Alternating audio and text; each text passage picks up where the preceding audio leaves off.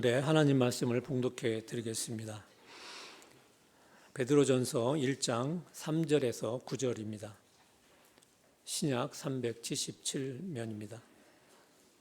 베드로전서 1장 3절에서 9절까지 봉독해 드리겠습니다. 우리 주 예수 그리스도의 하나님 아버지 하나님을 찬송하리로다.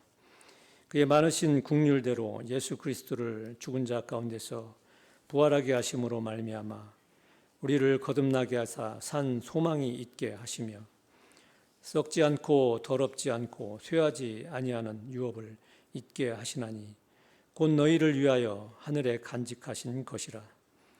너희는 말세에 나타내기로 예비하신 구원을 얻기 위하여 믿음으로 말미암아 하나님의 능력으로 보호하심을 받았느니라. 그러므로 너희가 이제 여러 가지 시험으로 말미암아 잠깐 근심하게 되지 않을 수 없으나 오히려 크게 기뻐하는 도다. 너희 믿음의 확실함은 불로 연단하여도 없어질 금보다 더 귀하여 예수 그리스도께서 나타나실 때에 칭찬과 영광과 존귀를 얻게 할 것이니라. 예수를 너희가 보지 못하였으나 사랑하는도다. 이제는 보지 못하나 믿고 말할 수 없는 영광스러운 즐거움으로 기뻐하니 믿음의 결국 곧 영원의 구원을 받음이라. 아멘. 우리 지난주가 이제 부활주일이었습니다.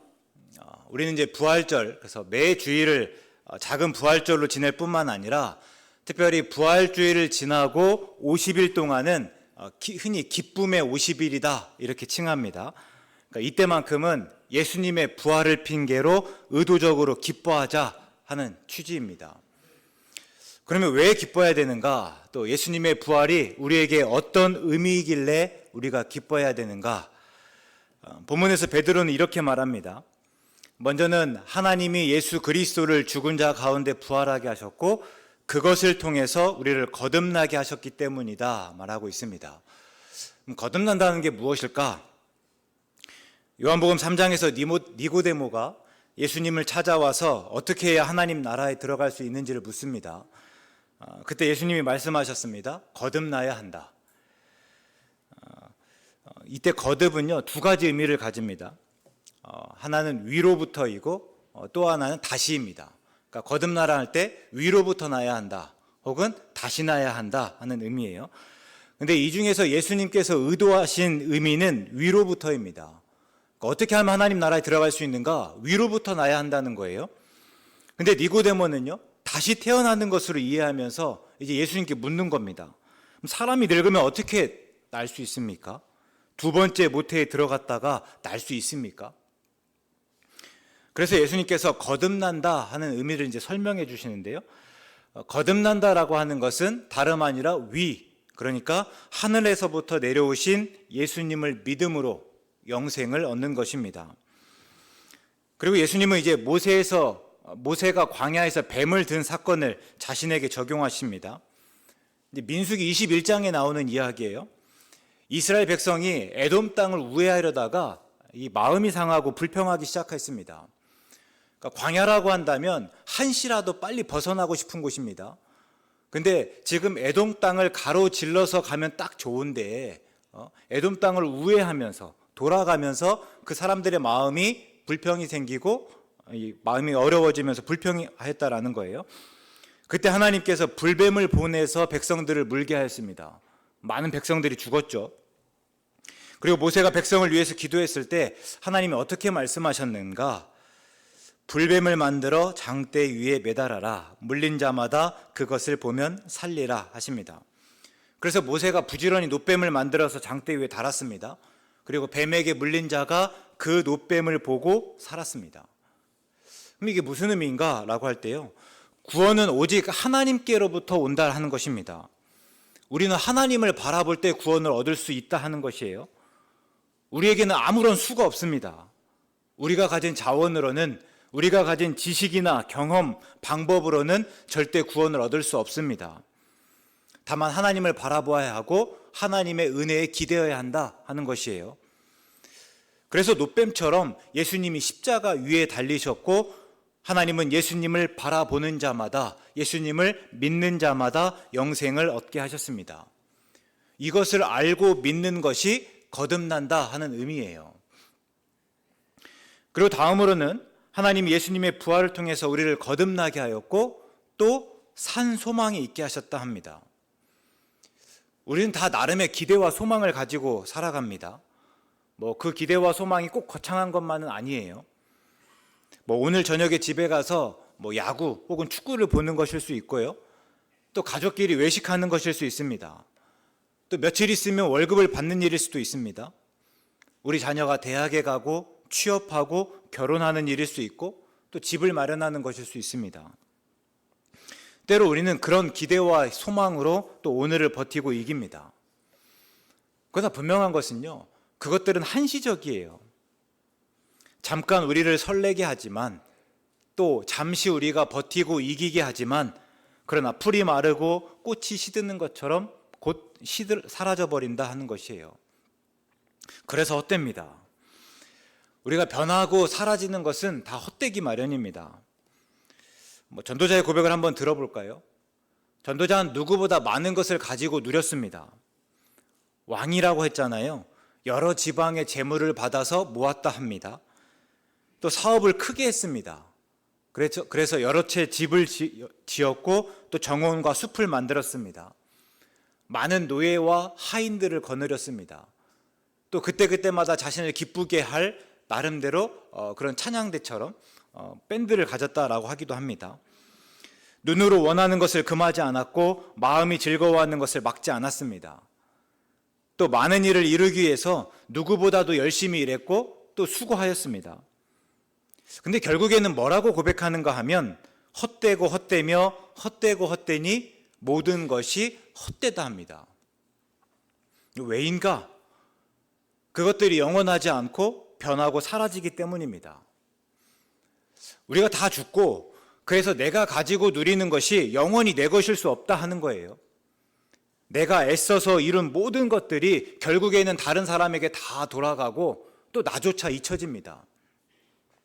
이게 앞에서 언급한 기대와 소망이고 그럴 때 그것들은 죽은 소망일 수 있습니다. 잠시만, 그때만 뭔가 버티고 이긴 듯 하지만 결국에는 다 사라지고 변하는 것들이다라는 거예요. 그런데 예수님의 부활로 말미암은 기대와 소망은 다릅니다. 사라지지 않는 영원한 삶, 영생이고요. 또 썩지 않고 더럽지 않고 쇠하지 아니한 유업을 받습니다. 그리고 하나님이 우리를 위해서 그것을 하늘에 간직하십니다. 그래서 살아있는 소망, 산소망입니다. 그것이 베드로가 예수님의 부활로 하나님을 찬송하고 또 기뻐하라 이렇게 말하는 까닭입니다. 그렇지 않겠습니까? 하나님이 예수님을 부활하게 하셨습니다. 그리고 그 예수님을 주와 그리스도가 되게 하셨어요. 우리는 예수님을 믿음으로 영생을 얻고 썩지 않고 더럽지 않고 쇠하지 아니하는 유업을 보장받았습니다. 그것이 하나님의 은혜이고 그래서 하나님을 찬송하고 또 기뻐하는 게 마땅하다 하는 거예요. 근데 우리는 종종 기뻐하지 못하죠. 그건 또 왜 그렇습니까? 고난 때문입니다. 우리 베드로전서 수신자들의 상황을 한번 생각해 볼까요? 베드로전서 1장 1절에서 베드로는요, 이 편지를 본도, 갈라디아, 갑바도기아, 아시아와 비두니아에 흩어진 나그네에게 썼습니다. 그러니까 다 이방인들이에요. 그러니까 모두가 다 예수님을 믿는 가운데 특별히 예수 믿는 어떤 사람에게 쓴 것이 아니라 다른 사람들은 다 예수를 알지 못하고 예수를 믿지 않고 혹 다른 신을 믿는 틈에서 예수 믿는 사람들에게 썼다라는 것입니다. 그럴 때 당시 그런 사람들이 예수님을 믿을 때 어떤 취급을 받았을지 우리가 한번 짐작해 볼 수 있습니다. 우리에게 익숙한 누가복음 15장의 소위 탕자의 비유를 한번 생각해 보겠습니다. 둘째 아들이 아버지에게 가서 자신에게 돌아올 분깃, 그러니까 유산을 미리 나누어 주라고 요구하였습니다. 그리고 아버지가 그 요구를 들어주었습니다. 근데 둘째 아들은 그 유산을 가지고 며칠 안 되어서 그것들을 다 팔고 이제 먼 나라로 가버렸습니다. 근데 제가 한두 차례 이제 아버지 세대의 사고를 한번 말씀드린 적이 있잖아요. 유산으로 받은 땅은 절대 함부로 팔지 않습니다. 그러니까 그것은 곧 이 부모님이 남겨준 것이었고, 부모님이 남겨준 것을 판다라는 것은 부모님이 남겨준 것을 지키지 못하였다 하는 불효와 같이 여겼죠. 근데 우리나라만 그런 것이 아닙니다. 이스라엘은 더 심하면 더 심했을 것이에요. 그러니까 그 전에 내 땅이라고 할 만한 것이 없던 민족들입니다. 그런 민족에게 땅이 생기고 각 기업으로 받았다라고 했을 때 그 땅을 잘 지켜가는 것이 가장 큰 덕목이기도 했습니다. 그래서 실제로 열왕기상 21장에서 나봇의 이야기를 한번 보시면요, 왕이 나봇에게 와서 내가 네 포도원을 좀 가지면 좋겠다라고 해요. 내가 너에게 충분한 돈을 주고 사겠다, 그러니까 그만큼 보상하겠다 이야기함에도 불구하고 나봇이 그 포도원을 팔지 않습니다. 그러면서 그때 내미는 이유가 무엇인가 하면 그것이 조상의 유산이기 때문이다 라고 이야기하고 있습니다. 그런다고 했을 때요, 둘째 아들이 유산으로 받은 모든 것을 팔고 지금 먼 나라로 가버렸습니다. 이것이 당시 사람들에게 어떻게 보였을까요? 특별히 유산이라는 게 말 그대로 죽은 후에 남겨지는 재산입니다. 근데 그것을 아버지가 살아계실 때 미리 요구했습니다. 또 먼 나라는요, 아버지를 떠나고 아버지와 전혀 연락이 닿지 않는, 아버지와 전혀 상관없이 살아가는 어떤 곳입니다. 그런다고 했을 때 지금 이런 둘째 아들의 모습은 마치 아버지를 죽은 사람 취급하는 것처럼 보였을 거예요. 그때 동네 사람들이 그 아들 어떻게 생각했을까? 예전 우리로 한번 떠올려 보면요, 정말 호래자식처럼 여겼을 것입니다. 그래서 헬리나우에는요, 그의 책 탕자의 귀향에서 이 아버지가 멀리서 둘째 아들을 발견하고 급하게 뛰어가는 다른 이유를 이야기하고 있습니다. 우리 성경에 보면 아버지가 멀리서 아들을 발견하고 급하게 달려가서 목을 안고 입을 맞추고, 또 종들에게는요, 제일 좋은 옷을 내어다가 입히고 손에 가락지 끼우고 발에 신을 신기웁니다. 근데 그 까닭이 뭔가 하면 종들이 둘째 아들을 업신여기지 못하도록 하기 위해서다라는 거예요. 혹은 다른 사람들이 그 둘째 아들을 발견했을 때 그 아들에게 손가락질하고 혹은 달려와서 그 아들에게 해코지할 것 봐서, 그래서 내가 어떻게든지 간에 그런 사람들보다 빨리 가서 그것을 막기 위해서 달려갔다라는 거예요. 마찬가지로 살찐 송아지를 끌어다가 잔치를 베푸는 역시 똑같습니다. 동네 사람들로 하여금 다 같이 모이게 한 이후에 이 둘째 아들은 내가 용서하였고 내가 받아들였으니 누구도 비난하지 말라. 이 둘째 아들은 지금 죽었다 살아나서 내가 이 아들 때문에 너무나 기뻐하니까 누구도 여기에 대해서 뭐라고 하지 말라. 이런 것들을 공개적으로 선포하는 자리였다라는 것이에요. 우리가 그것들을 생각하고 한번 본문의 이방인들을 한번 생각해 보면요, 이방인들은 분명 이방인들이 예수님을 믿는다고 했을 때요, 이 둘째 아들과 같은 취급을 받았을 겁니다. 그들은 조상 대대로 섬겨왔던 가족의 신을 거부하였고 예수님을 믿었습니다. 그냥 그것은 단순히 가족 내 한 사람으로서 일탈이 아니에요. 가족의 문제이기도 했지만 사회적 관습을 깨버린 심각한 행위였다라는 거예요. 그래서 그들의 가족은 물론 친척, 친구, 이웃들은 예수 믿는 사람들, 그러니까 오늘 이 본문의 수신자들을 이렇게 욕하고 상대하지 않았을 것입니다. 어쩌면 지나갈 때마다 손가락질하였을지 모르겠고 또 이상한 사람 보듯 봤을 것입니다. 멸시하였고 때로는 없는 사람 취급하였을 것입니다. 그럴 때 결국 그들이 겪은 고난은 무엇일까? 다르게 사는 삶입니다. 예수님을 믿고 나서 거듭나고 또 산소망을 가지고 사는 삶은 그렇지 않은 사람들의 삶과 다를 수밖에 없었습니다. 그리고 그 다른 삶이 숱한 불편을 초래하였다라는 것이에요. 그래서 그들은 다시 다른 사람들과 같아지려는 유혹을 받았습니다. 우리가 준거 집단이라고 하는데요, 우리가 무언가를 판단하고 어떤 행동을 할 때 기준으로 삼는 집단입니다.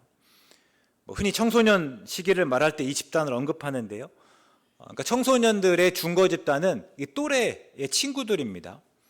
그러니까 가정에 속해 있고 또 교회에 속해 있지만 실제로 청소년들이 기준으로 삼는 집단은 부모나 목사나 전도사나 뭐 교회 선생님이 아니다라는 거예요.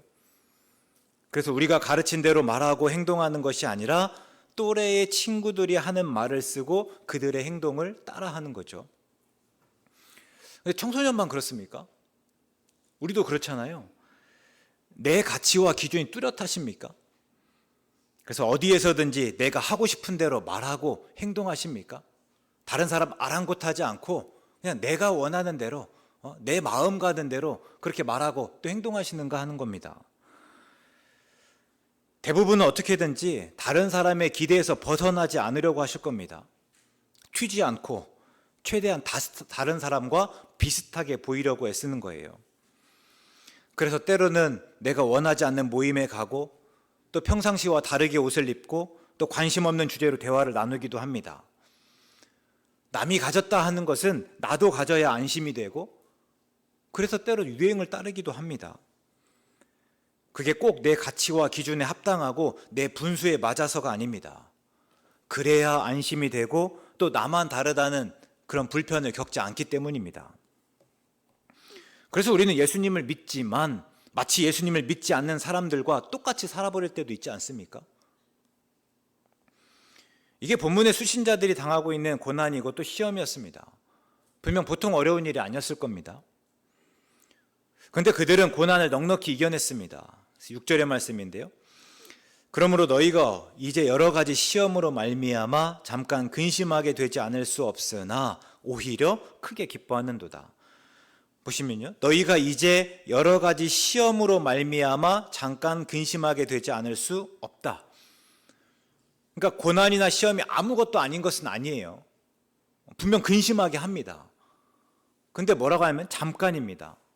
그러니까 영생에 비하면 그 근심은 찰나이고 썩지 않고 더럽지 않고 쇠하지 아니하는 유업에 비하면 지극히 사소합니다. 바울의 말 따나 보이는 것은 잠깐이고 보이지 않는 것은 영원하고 그래서 이후에는 오히려 크게 기뻐하였습니다. 그리고 그들의 고난과 시험을 통해서요, 그들은 믿음의 확실함을 증명하였습니다. 우리 한번 아브라함의 예를 한번 생각해 보겠습니다. 하나님이 아브라함을 시험하시려고 그의 사랑하는 독자 이삭을 데리고 모리아 땅으로 가라고 합니다. 그리고 거기서 이삭을 번제로 드리라고 하시죠. 정말 말도 안 되는 요구예요. 근데 아브라함이 아침에 일찍이 일어나서 그 이삭을 데리고 모리아 땅으로 향하여 출발했습니다. 그리고 그 땅에 이르러서는 이삭을 나무에 묶고 또 칼을 손에 들고 그 아들을 잡으려 했습니다. 근데 그때 하나님이 아브라함을 말리면서 이제야 내가 하나님 경외하는 줄 안다라고 말씀하셨죠. 사실 이 시험을 읽을 때마다 참 서운합니다. 하나님의 요구가 너무 가혹해요. 근데 이 시험의 이야기를 통해서 성경에서 말하고자 하는 것은 분명합니다. 한 가지예요. 아브라함의 믿음이 얼마나 진실하고 확실한지 확인되었다 하는 것이에요. 그러니까 다른 것들을 보이기 위해서 지금 이런 이야기들을 기록하고 있는 것이 아니라 아브라함의 믿음이에요. 그래서 하나님이 아브라함의 믿음을 인정하셨고 그래서 하나님은 아브라함에게 하신 약속을 반복하여 말씀하시면서 이제 이루어 가시는 거예요. 욥 역시 마찬가지입니다. 욥기를 시작하면서 저자가 욥을 뭐라고 평가하는가 하면 온전하고 정직하여 하나님을 경외하며 악에서 떠난 자다 합니다. 근데 욥이 정말 그런지가 확인되는 때는요, 하나님이 주신 모든 것을 다 가졌을 때가 아니에요. 그것들을 가지고 누릴 때가 아니라 오히려 모든 것을 다 잃었을 때였습니다. 모든 소유와 자녀들을 잃었습니다. 근데 욥이 어떻게 반응합니까? 주신 분도 하나님이시고 거두신 분도 하나님이시라면 하나님의 이름이 찬송받는 것이 맞습니다. 또 하나님께 복을 받았으니 화도 받지 않겠습니까? 하면서 입술로 범죄하지 않았습니다. 이처럼 모든 것을 잃었을 때 욥의 믿음은 두드러졌습니다. 다 제하고 보니까 마치 믿음만 남았다 하는 거예요. 그리고 그의 바람처럼 이 고난이 연단이 되었고 그 고난을 통해서 순금같이 되어 나왔습니다. 그런데 지금 수신자들이 그랬습니다. 고난은 그들에게 시험이 되었지만 그 고난 속에서 그들의 믿음은 더욱더 확실해졌습니다. 그래서 예수 그리스도께서 나타나실 때에 칭찬과 영광과 존귀를 얻을 것을 기대하였고, 비록 예수님을 보지 못하였지만 또 예수님을 사랑하였습니다. 예수님을 믿으면서 기뻐하였습니다. 우리가 이와 같기를 바랍니다. 우리가 예수님을 믿고 따르다 보면 고난이 있기 마련입니다. 물론 요즘에는 본문의 수신자와 같은 고난이 없고, 그래서 우리의 믿음이 시험받을 일이 거의 없을 수 있습니다. 아무도 우리의 믿음에 대해서 그렇게 관심 갖는 것 같지 않아요. 우리의 관심 갖지 않으니까 굳이 우리를 박해하거나 핍박하지는 않을 겁니다. 그러나 예수님을 믿을 때 우리 고난은 필연적입니다. 예나 지금이나 예수님을 믿고 따른다라고 하는 것은요, 세상에 있지만 세상에 속하지 않고 세상을 거스르는 일이기 때문입니다. 세상에 있지만 세상 사람들과 똑같이 하지 않을 때 당연히 불편을 겪는 거고요. 불편이 있기 마련이다라는 거예요. 또 고난은 꼭 방금 말한 것 같은 근사한 것만이 아닐 수 있습니다. 내가 마치 예수님을 위해 살면서 어떤 당하는 박해와 핍박만은 아닐 수 있다라는 거예요. 단순히 늙고 아프고 병들고 또 뜻밖의 사고를 당하는 일일 수 있고, 또 그것들이 우리에게 시험이 되고 또 그것으로 근심할 수 있습니다.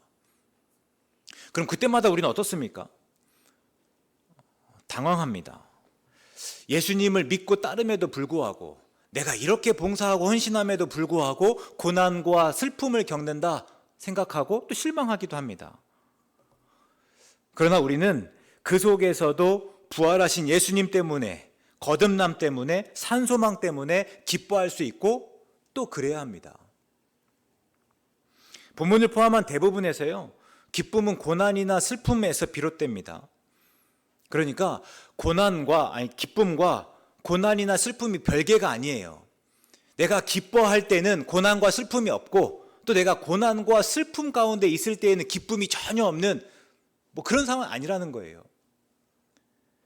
성경을 보시면요, 물론 홍해를 지날 때처럼 하나님이 하신 일로 하나님을 찬송하며 기뻐하기도 하지만, 특별히 시편에서 보시면요, 더 많은 경우에는 오히려 고난과 슬픔 속에서 기뻐합니다.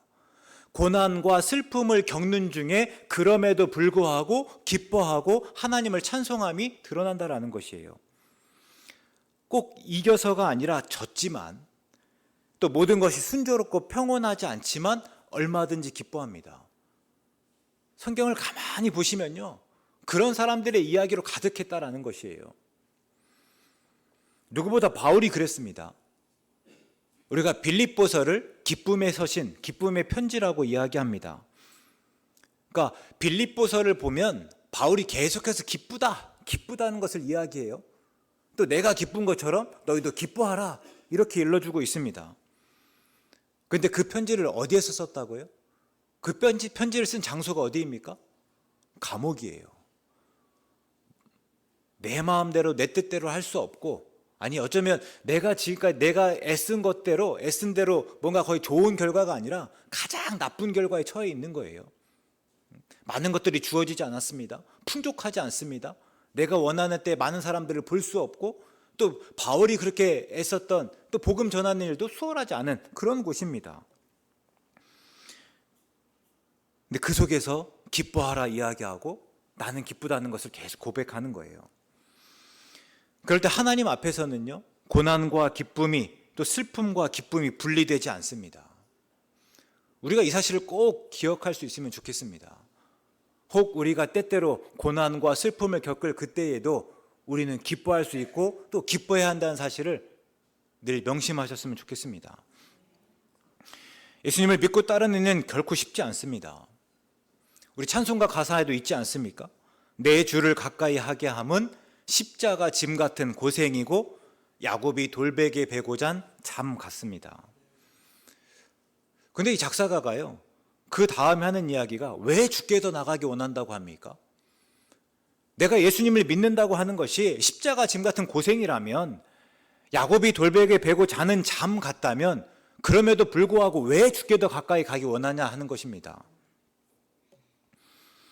그 고난이 잠깐이고 이후에는 썩지 않고 더럽지 않고 쇠하지 않는 유업을 얻을 수 있기 때문입니다. 예수님이 그러셨잖아요. 그 앞에 있는 기쁨을 위하여 십자가를 참는 거예요. 또 고난으로 우리의 믿음의 확실함을 증명할 뿐만 아니라 그 고난 속에서도 하나님이 주시는 복이 있고 은혜가 있고 기쁨이 있기 때문입니다. 우리 그 기쁨을 누려가자 하는 거예요. 도널드 밀러라는 사람이 재즈처럼 하나님은 이라는 책을 썼는데요. 그 내용 중 일부예요. 작가가 재즈를 그렇게 좋아하지 않았다 합니다. 그러니까 정확한 화음을 이루지 않았다는 이유에서 있습니다. 근데 어느 날 한 극장 밖에서 색소폰을 연주하는 사람을 보게 됩니다. 그 옆에서 한 15분 동안이나 계속해서 바라보고 있는데요. 그 사람이 그냥 눈도 뜨지 않는 채 그냥 마음 가는 대로 그냥 연주하고 있는 거예요. 근데 그 모습을 보고 나서 작가가 재즈를 좋아하게 되었다고 합니다. 그리고 그것을 두고서 작가가 이렇게 말합니다. 때로는 자신이 무언가를 사랑하기 전에 누군가가 그것을 사랑하는 것을 지켜봐야 할 때가 있습니다. 마치 그들이 길을 알려주는 것 같아요. 그러니까 지금 이 작가는요, 그 재즈 그 자체를 사랑했다기보다는 그 재즈를 연주하는 사람, 그러니까 재즈를 사랑하는 사람의 모습을 보고 나도 그 재즈를 사랑하게 되었다라는 거예요. 그래서 내가 뭔가를 사랑하기 이전에 그것들을 사랑하는 사람을 볼 때 내가 그것들도 사랑하는 길이 되기도 한다라는 것들을 이야기하고 있습니다. 근데 우리가 그럴 수 있기를 바랍니다. 본문의 수신자들은 부활하신 예수님을 보지 못하였죠. 그러나 예수님을 사랑하였고 예수님을 믿으며 기뻐하였습니다. 그리고 또 그렇게 살아갈 때요, 그들을 보면서 또 누군가는 또 함께 예수님을 사랑하였고 또 예수님을 믿으며 기뻐하였을 겁니다. 복음은 그렇게 전해지는 거예요.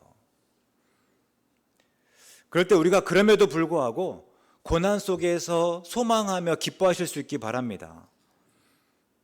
그때 다른 사람들은 우리를 통해서 우리가 사랑하는 예수님을 사랑할 수 있을 줄 압니다. 우리의 기쁨이 누군가에게는 또 예수님께로 가는 내비게이션이 될 수 있습니다.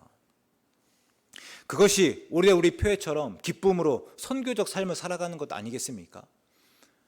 오늘 우리에게 항상 좋은 일만 있는 것은 아닙니다. 때때로 예수님을 따라 살다 보니까 고난과 슬픔이 있습니다.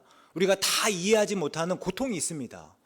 그러나 그 속에서도 우리가 하나님께서 주시는 복을 고백한다면, 하나님이 주신 은혜를 깨닫고 우리가 하나님으로 말미암아 기뻐할 수 있다면, 그때 다른 사람들이 우리 안에서 그 하나님을 바라보고 우리를 통해서 또 함께 예수님의 부활로 기뻐할 수 있다라는 것이에요.